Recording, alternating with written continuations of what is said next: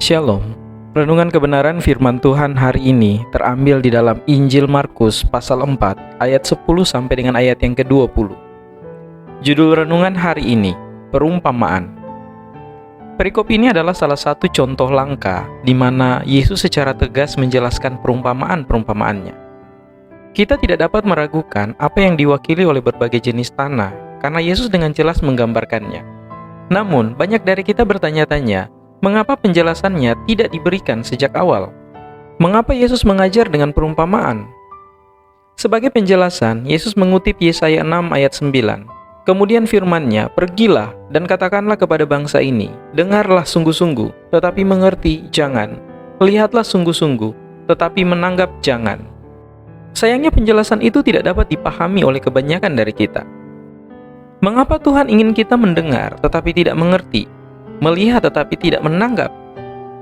Petunjuk pertama datang kepada kita dengan kata-kata asli yang digunakan Yesus. Bagian kedua dari penjelasan tersebut masuk akal bagi kita, karena bahasa kita memberi kita dua kata berbeda dengan arti berbeda. Mendengar dan tidak mengerti masuk akal bagi kita. Itu adalah bagian pertama dari kalimat yang membuat kita sedikit kebingungan.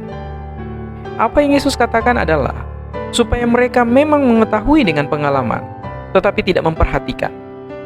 Kita mungkin mengira bahwa Yesus mengklaim orang tidak mengerti apa yang Dia katakan. Tentunya murid-muridnya juga demikian. Namun, itu bukanlah arti dari teks asli Yunani. Hal ini membuka pengertian yang lebih luas tentang bagaimana kita melewatkan pelajaran sepenuhnya. Kita dapat mendengar dengan telinga kita dan melihat dengan mata kita. Kita bahkan mungkin memakai ajaran yang kita dengar. Kita dapat mempraktikkan ajaran Kristus. Dan di sisi lain, kita tidak membiarkan kebenarannya memperingatkan kita atau mencegah kita dari murtad. Kata-kata tanpa tindakan adalah mati. Tindakan tanpa kasih tidak ada gunanya. Mengajar tanpa perubahan adalah sia-sia. Kita bisa melihat tetapi tidak merasakan, mendengar tetapi tidak mengerti. David Guzik mengomentari tulisan suci ini bahwa pendengar yang berbeda dapat menghiasi interpretasi yang berbeda dari perumpamaan berdasarkan apa yang mereka yakini diwakili oleh benih. Mereka dapat mendengar dan bahkan mempraktikkan gagasan mereka tentang pengajaran yang Yesus ajarkan. Misalnya, jika mereka percaya benih mewakili kasih, mereka bisa sampai pada interpretasi dan wahyu yang berbeda berdasarkan asumsi itu. Mereka juga bisa saja percaya bahwa benih itu melambangkan hukum, uang, kebenaran, atau bahkan benih harfiah yang akan menumbuhkan biji-bijian harfiah. Meskipun perumpamaan itu dapat ditafsirkan secara berbeda berdasarkan persepsi Anda tentang arti benih, hanya ketika kita memahami dengan tepat apa yang diwakili oleh benih itu, maka perumpamaan itu menjadi jelas.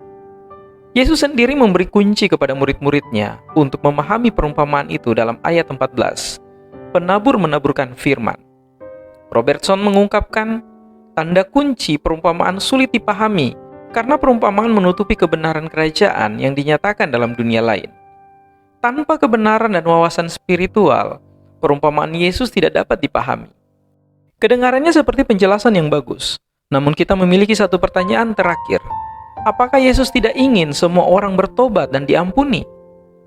Bagian dari bacaan hari ini tampaknya bertentangan dengan segala sesuatu yang kita ketahui tentang Allah dan keinginannya agar semua orang diselamatkan, memperoleh pengetahuan akan kebenaran. 1 Timotius 2 ayat 4. Alih-alih menyatakan bahwa Tuhan menyembunyikan kebenaran untuk menghukum sekelompok orang tertentu selamanya, itu sebenarnya mengungkapkan bagian lain dari karakter Allah yang penuh kasih. Allah tidak memaksa kita untuk bertobat. Dia dengan murah hati memberi kita kehendak bebas.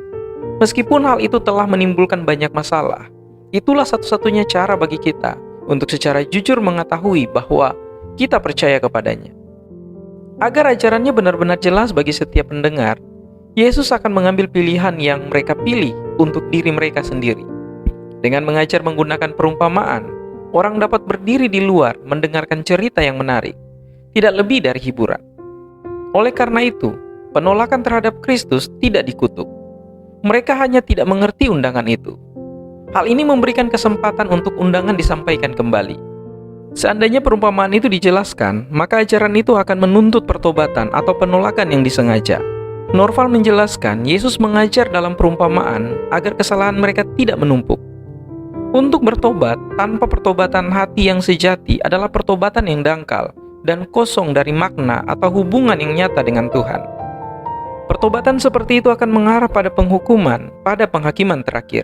Matius 7 ayat 21-23. Yesus mengajar dengan perumpamaan bukan untuk menyembunyikan kebenaran, tetapi untuk mengajak pendengarnya ke dalam perenungan yang lebih dalam. Tuhan ingin kita benar-benar memikirkan perintahnya. Proses memperoleh kedewasaan spiritual memang sengaja dilakukan lama. Pemahaman kita tumbuh lebih dalam saat kita mempraktekkan ajaran Kristus. Oleh karena kasih-Nya, Tuhan mau kita diizinkan untuk bertumbuh dalam pemahaman kita dan memberi pilihan kepada kita sendiri. Pada akhirnya, bukan hanya kata-kata kita yang akan dihakimi, tetapi hati, pikiran, dan motivasi kita. Kiranya Tuhan Yesus menolong dan memberkati kita semua.